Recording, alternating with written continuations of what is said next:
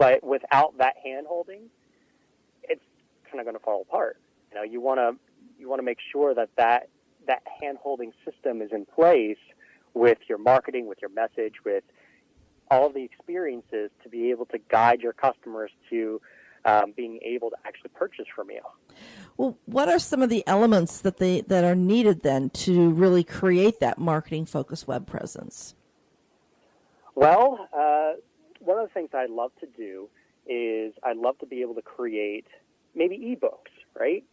Ebooks are a great way to be able to, and they don't have to be long books. They don't have to be like 100 pages. Mm-hmm. It could be something that's 5 pages, right? Mm-hmm. Something that provides a lot of value for your client from the get-go for questions they may have, so it doesn't waste your time, right?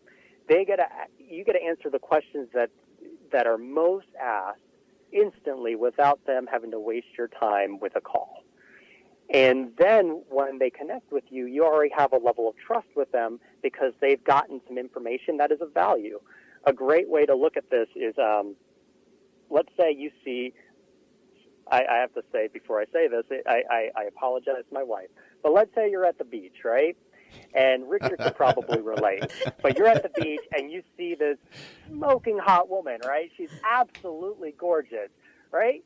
So, and she's giving you the 90% because you can see pretty much her entire body. But you know what? She's giving you all of that value, but what you really want is the 10%, right? You want the 10% that's covered. So what I'm saying to you is, how do you create the experiences that give your client the 90% of the value, but they call you back to gain that 10%? That's really the key. And that's what we help our clients with. Now, if anybody can't understand that. Well, as a woman, I can understand that when I'm thinking of a man. I pictured a man when you said that. Like, yeah, absolutely. Exactly. Think of Hugh Jackman. There you go.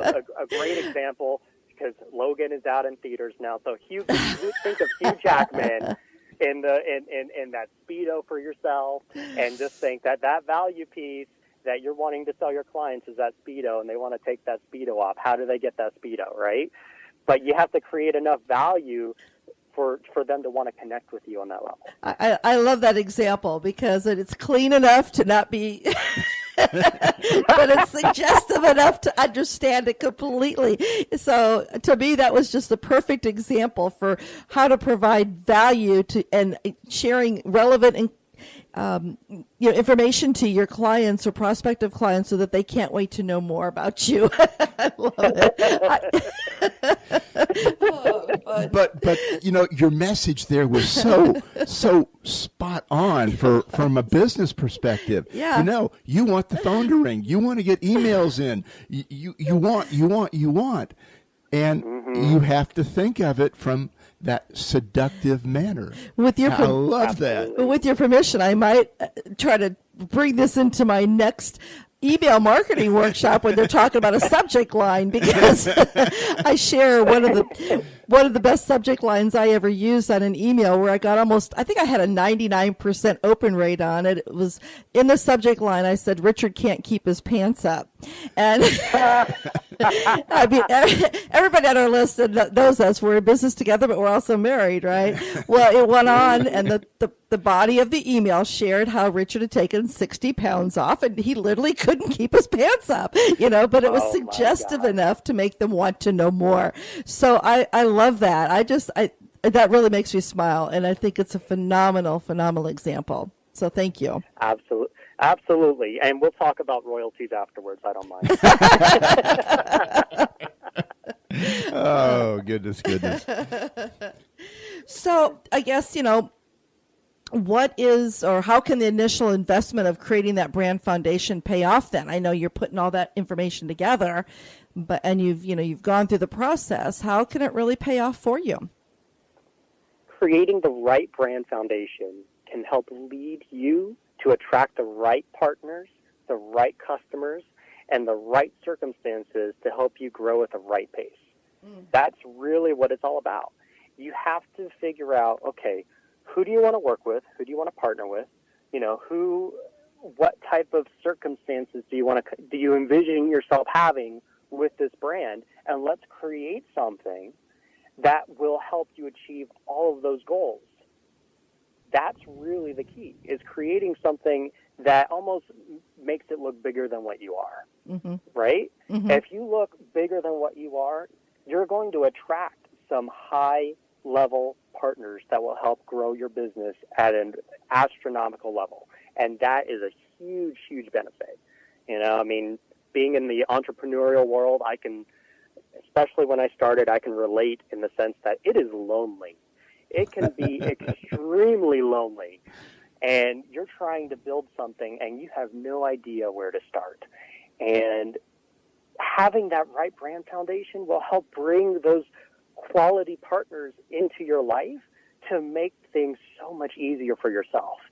So that is why I say it's absolutely critical to have the right foundation from the get-go. Very well said. Yeah, you hit the nail on the head, and that foundation is just as hard to build as the whole brand process itself, because that's where you're actually one-on-one with somebody, and you're trying to get them to help you or give you advice in some manner, and you've got to lay your soul out there and tell them your personal why. And that's not an easy task unless you've spent a number of hours, days even maybe, refining your why to where it is magnetic, to where it is attracting people to want to know more. A great way to, actually, I want to add to that, Richard, and this is just a value statement for clients or possible clients or just your listeners. I don't know if you've ever heard of Simon T. Bailey, but one of the things that he says, and that I absolutely love and I just take to heart, when you want to figure some of these things out, you really need to ask yourself 3 questions. And those 3 questions are, what would I do if nobody paid me to do it, right? Figure out what you love and how can you actually create wealth with what you love. What would you do if you knew you couldn't fail? If it was an absolute key sure thing that you're going to be successful at what you do, and what makes you come alive? When you talk about it, it's energy. People gravitate towards positive energy. If you have so much energy that you can't hold it in, and you love talking about it and being able to create value for people, then those people are going to connect with you, and they're eventually going to become your customers, and you don't have to work for it because you've already connected with them. They've already emotionally invested in you. I can hear Simon T. Bailey saying that on the stage. I think we may have been at one of the same seminars that he was at. He spoke on the stage. Gosh, I'm trying to think, maybe 6 years ago down in the West Palm areas where I first heard him, and we're connected on social media. He is phenomenal. So just repeat those 3 questions again, what you should ask, and make sure that we have them. I have the first one. I have, what would I do if I wasn't receiving any pay for it? Yeah, what would you do if nobody paid you? Mm-hmm. What would you do if you knew you couldn't fail? And what makes you come alive? I love that. That what makes you come alive is really the key trigger. Mm-hmm. I can just picture it. That's that passion. That's that deep burning desire of why we want to serve others. Because it's not always easy being, like you say, starting out and being an entrepreneur, starting a small business and growing, because it's a lot of perseverance. But you have to really understand those 3 questions. That's very good. In the business world, there is nothing tougher than getting started, and even on rebranding. I mean, you got major companies out there that have attempted rebrands and basically had to fold back. Pull back. I think Starbucks tried to do something like that a few years ago, didn't they? Yes, they did. Yes. And they lost some, traction with their. No, it wasn't It was Dunkin' Donuts trying to compete with Starbucks. They went from a donut shop trying to get into the coffee business. And it didn't work because people were going there for donuts. So it's all your message. So I guess with that kind of question, what would your recommendations be then if you have to repair that brand reputation? If you try something and it's not working, or you do have your brand message out there, but something has tainted it, so now you got to repair it. Well, from that point, what I would do, especially what I do with my clients, is I go back to what we do is we do a brand core document. So we go back to looking at that foundation. We look at your mission. We look at all the different things that kind of encompass a brand and its voice and its purpose. And we really define them and figure out, okay, is this how you want to be defined, or are you wanting to be defined in another way? If those things aren't in line, then we have to change something. Mm-hmm. We have to go back to that space and kind of start from there.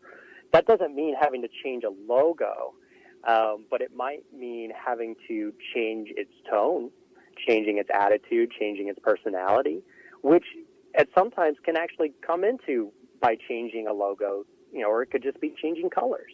It could just be changing your tagline. But again, once we do that brand audit, mm-hmm.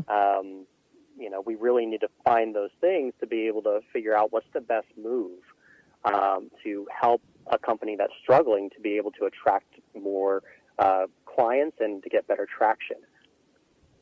So it's really, as you say, coming back in and doing an audit, but it's also making sure, especially if you have employees and other people that are working with you, your partners, etc., they need to be on topic with this and understand your message, understand your brand core. Oh, yes. And I could honestly go through probably another show just talking about employees. But I will tell you this. There was a client that I had that had an amazing brand, but had to fold because she had the wrong employees. You have to hire the right help to help you build that business. They have to be in line with whatever your brand core is. Mm-hmm. If they're not in line with your brand, then they shouldn't be working in your business at all. You need to find people that are passionate, that will help you build a brand besides just someone that's there to clock in 9 to 5. That's really where the key lies. Very, very good point there. And I think that there are many companies, and I know when we had a larger company, we've experienced some of those same things. They have to be on message, and they have to be true to, mainly as they're the ones a lot of times dealing with the customers. So they have to understand and be on message.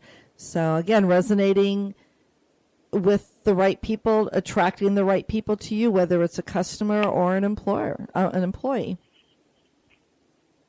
is all what your foundation's going to do. Well, we were just talking about some of the, we're talking about small businesses, but we've mentioned some of the larger brands, and I know you've worked with a number of those over the years. But, the brands such as, Coca-Cola, Nike, Macy's, we've mentioned Disney, they spend tons of money. And sometimes I even kind of question, like, there are some of those Super Bowl commercials we see, and I wonder, my gosh, who are those teams that they brought on? Because some of these commercials made no sense to me. But, which I know that's part of their brand reputation. But how can a small or a mid-sized business actually get some of the similar benefits on what would amount to a small or shoestring budget or investment? How do they compare? How do they compete with these large brands? Well, there are a few answers I have to that. One of the things that we've done with our clients now is we build out a plan for them, and then from that plan, we figure out, okay, how fast do you want to go to build this out? Once we figure out how fast you want to go to build out all the elements of your brand, then we figure out, okay, what's feasible at a monthly rate? Because instead of just saying, okay, this is going to be a $10,000 investment, a $15,000 investment, it can be something where it's like, hey, you know what, this is $500 a month. Can you swing $500 a month? And I've realized that after, as I said, from working a few years in this business, that, it's important for these businesses to become successful because if they have more access to their own capital without investing all of it in the initial front, they can do more things. Mm-hmm. So, and that was one of the reasons why we made the choice to go about